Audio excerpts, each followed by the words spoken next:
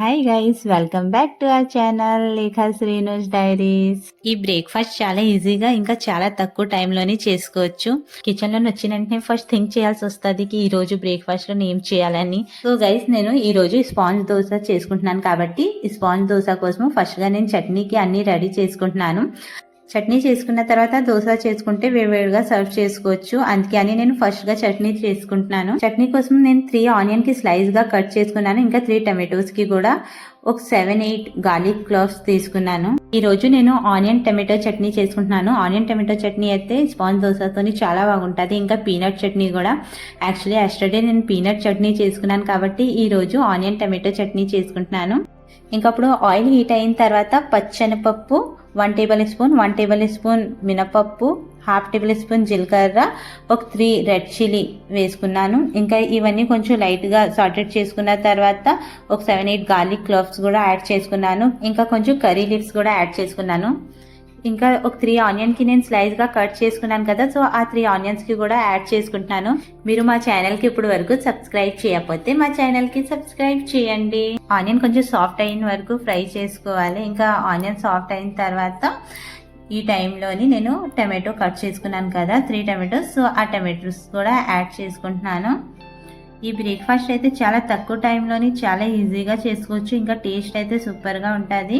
ఇంకా అప్పుడు నేను టమాటో యాడ్ చేసుకున్న తర్వాత మన టేస్ట్కి అకార్డింగ్గా సాల్ట్ యాడ్ చేసుకున్నాను.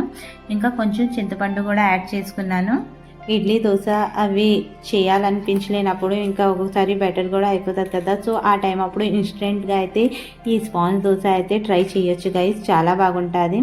టమాటో ఆనియన్ సాఫ్ట్ అయిన వరకు ఇంకా నేను ఇప్పుడు ఈ స్పాంజ్ దోశకి బెటర్ రెడీ చేసుకుంటున్నాను. ఈ స్పాంజ్ దోశ బెటర్ చేసుకోవడానికి నేను 1 బౌల్ కరాచీ తీసుకున్నాను. హిందీలోనైతే కరాచీకి సూజీ అంటారు, ఉప్మా రవ్వ కూడా అంటారు అనుకుంటా. ఇంకా ఆ బౌల్తోనే మెజర్మెంట్ తీసుకొని 1/3 అటుకులు తీసుకున్నాను. 1/2 బౌల్ కర్డ్ కూడా యాడ్ చేసుకుంటున్నాను. ఇంకా ఆ బౌల్తోనే నేను 1 బౌల్ వాటర్ కూడా యాడ్ చేసుకున్నాను. ఇప్పుడు 1/2 టేబుల్ స్పూన్ షుగర్ యాడ్ చేసుకుంటున్నాను, 1/2 టేబుల్ స్పూన్ సాల్ట్. ఇంకా అప్పుడు ఇది ఫైన్గా గ్రైండ్ చేసుకుని తీసుకోవాలి.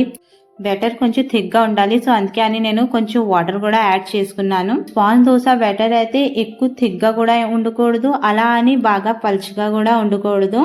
ఇంకా అప్పుడు నేను ఒక బౌల్లోనైతే తీసేసుకున్నాను ఈ బెటర్కి. ఇంకా అప్పుడు మూత పెట్టేసి 10 మినిట్స్ నేను రెస్ట్ కోసం పెట్టేస్తున్నాను.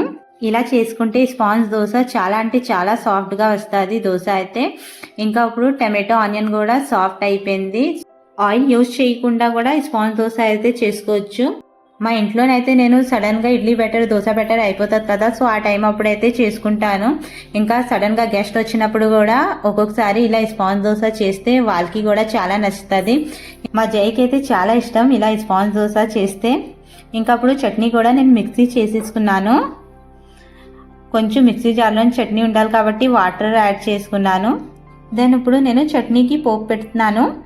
1/2 టేబుల్ స్పూన్ మినపప్పు, 1/2 టేబుల్ స్పూన్ ఆవాలు, 1/2 టేబుల్ స్పూన్ జీలకర్ర, 1 రెడ్ చిల్లీ, ఇంకా కొంచెం కర్రీ లీవ్స్.